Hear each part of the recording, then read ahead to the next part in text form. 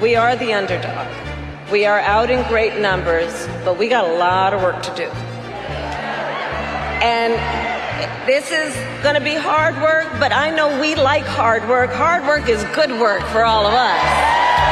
Hard work is good work. And we will do it with joy. In welcoming the next president of the United States, Kamala Harris. Few candidates have had as successful a campaign launch as Kamala Harris.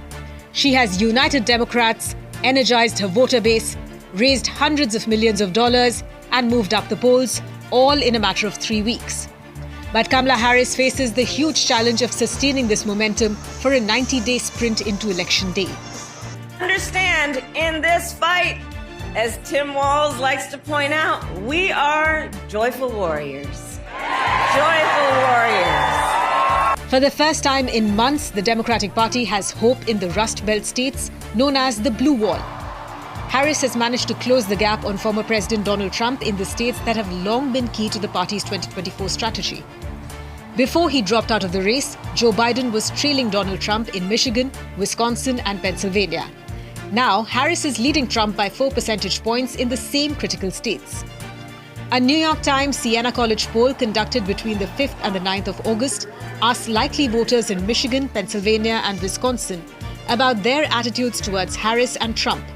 When asked who they would vote for if the election were to be held today, Harris received 50% support to Trump's 46%. This shows that Harris has made surprising inroads into a crucial voting bloc of white working-class voters in key swing states. This shift is significant because these voters were traditionally part of Trump's core support base and were instrumental in his 2016 victory. Now, if these white working-class voters are showing signs of shifting their support to Harris, it could play a decisive role in determining the next president. We will win in November. We are going to win. We are going to win. American voters are deeply worried about the economy and inflation. And public perception of the economy is a weak spot for the Democrats. Harris has acknowledged that prices are still too high. While inflation is down and wages are up, prices are still too high. You know it and I know it. And when we win this election, here's what we're going to do about it. On day one, I will take on price gouging and bring down costs. But polls show that Trump has the edge over her on the economy, with many Americans saying they would be financially better off under the former president. She was a bum 3 weeks ago. She was a bum. A failed vice president in a failed administration with millions of people crossing, and she was the border czar. The border was one of Joe Biden's biggest vulnerabilities, and now as the Democratic Party nominee, it is Harris's Achilles heel too. Trump and Republicans have slapped her with the title of border czar, tied to when Biden had asked her to work with Central American countries to address the root causes of migration. The Harris campaign strategy is to slam Trump for killing a bipartisan border bill. The Attorney General of a border state. In that job, I walked underground tunnels between the United States and Mexico on that border with law enforcement officers.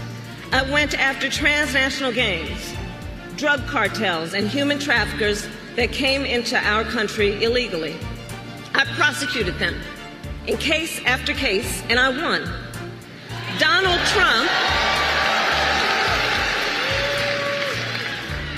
Trump, on the other hand, has been talking a big game about securing our border, but he does not walk the walk.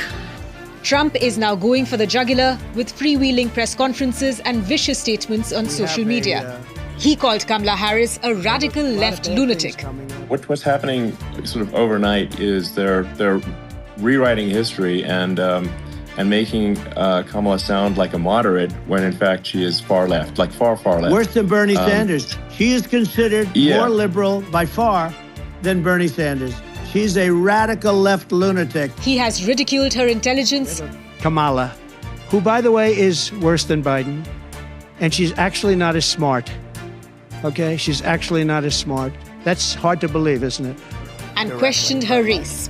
And she was always of Indian heritage, and she was only promoting Indian heritage. I didn't know she was black until a number of years ago when she happened to turn black, and now she wants to be known as black. So I don't know, is she Indian or is she black? Till now, the Harris campaign has managed to denounce Trump's attacks before quickly pivoting back to their own messaging. But can they stick to that strategy till November 5? Because Trump will not make it easy.